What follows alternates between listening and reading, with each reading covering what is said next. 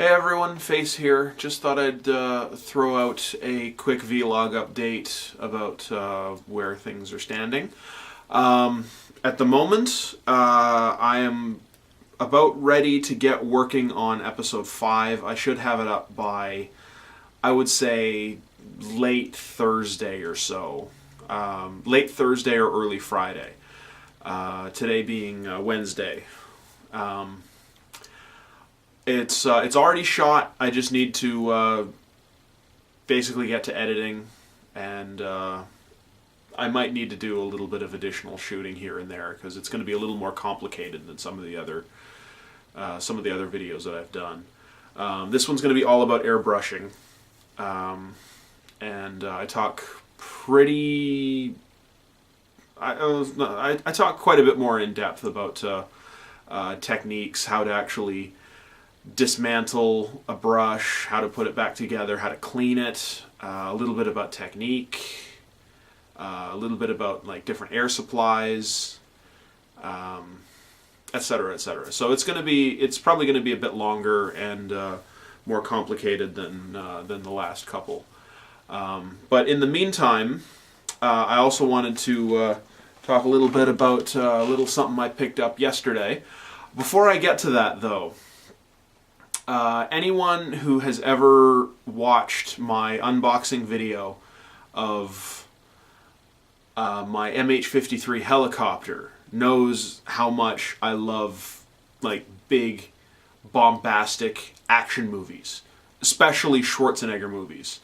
And when it comes to Schwarzenegger movies, I go a little bit against the grain. Most people, when they say their favorite Schwarzenegger movies, they usually say like The Terminator, Terminator 2, some might say Total Recall, or The Predator, which is definitely up there for me. But no, my favorite Schwarzenegger movie is True Lies from 1994. It's the perfect Schwarzenegger movie. It marries like his comedic end of things with the pure balls-out action. And it's directed by James Cameron, who did some of the best action movies of that era. I mean, the build-up in that movie is just outstanding. I cannot get over how amazing it is, especially the last hour. Pretty much from the moment they get kidnapped until like the end of the movie is like one escalating action scene after another. It's extraordinary. And the climax of that movie, I mean, God,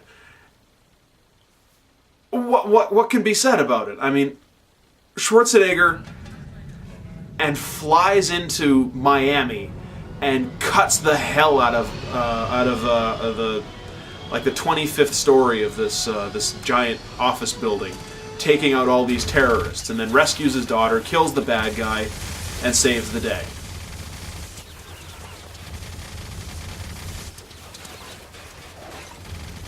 I mean, what could possibly be more awesome than that?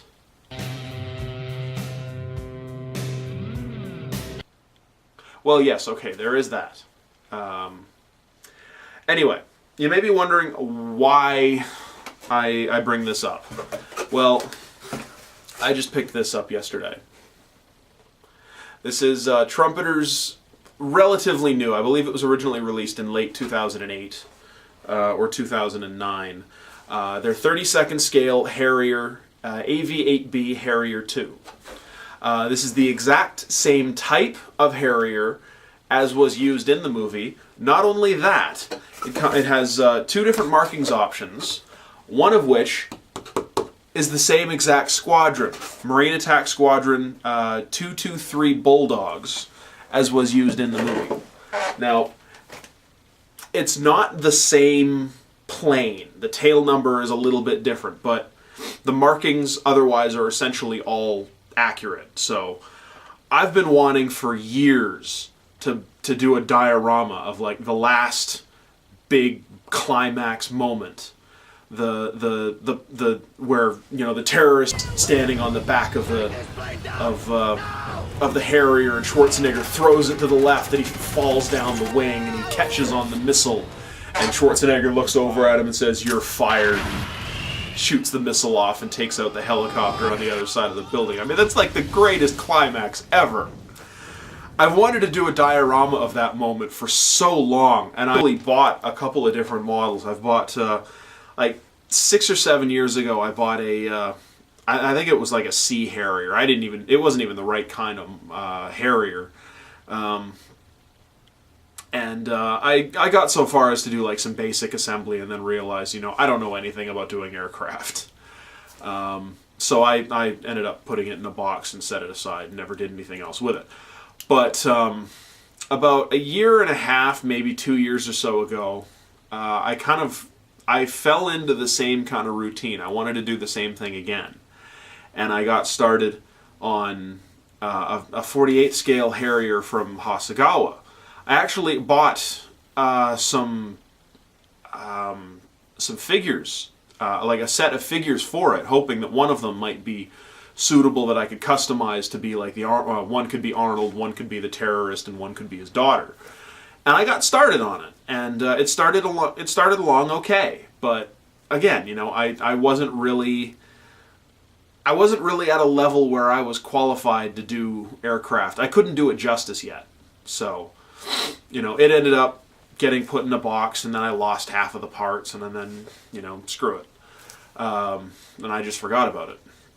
But then this thing came out a couple of years ago, and I've been eyeballing it down in the hobby shop forever. Now, I don't think I'm going to do it as an in-flight diorama. I'll probably just do it as a static model. But if I can figure out a way to make a 32nd scale figure of Schwarzenegger, like standing next to it in like his torn shirt, and all like battered and bruised from the various misadventures he'd gone through over the last hour of the film, then absolutely I will put one there. But as long as I'm on camera, I may as well talk a little bit about the kit itself. Now, the instruction booklet, fairly standard, black and white, 16 pages, including the front and back cover. Front cover has some bio info, or no, it has some warning info, and that's really about it. Inside, first page has parts callouts, and then assembly instructions starting with the cockpit. Curiously, there's no paint callout chart, which is pretty weird. I mean, each individual paint color, like on the inside of the book, like it tells you, like it gives you a paint code and a color name, but there's no chart for cross-referencing, which is a little weird. Especially considering it comes with 2 separate paint and color guides, one for each marking option. This is the one I'll be doing it as, the VMA 223 Bulldogs. But there's also the VMA 231 Ace of Spades squadron. But each of these, as well as there's another one for the Ordnance, each of them has a paint reference color guide. With options for Mr. Hobby, Vallejo, Model Master, Tamiya, and Humbrol. So I don't know why they didn't include one in the actual book. So that's a little weird. But otherwise, it's a really nice looking instruction book. It looks very, very thorough, very comprehensive. And because, like I said, the each paint call out within the book, see here I'll show. There's the paint code number, and then it says white insignia immediately underneath it. So, it won't be too difficult to figure out what colors to use.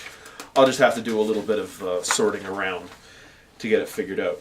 And then the back page has a guide for placing ordnance, because nothing gets those rivet counters more annoyed than when you have an AGM-65 missile hanging from a strut that should support a fuel tank. So that's the instructions.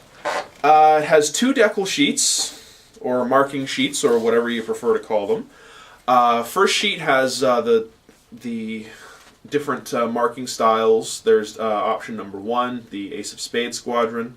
Option number 2, the Bulldog Squadron, and then The bottom section is all the stencils and other markings. Not a lot of them, surprisingly, for a model this size. And then additionally some for the cockpit.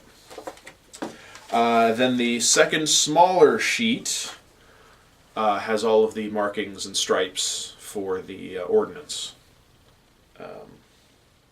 So yeah. Now, we'll start with the clear parts, because no real reason. Nicely molded.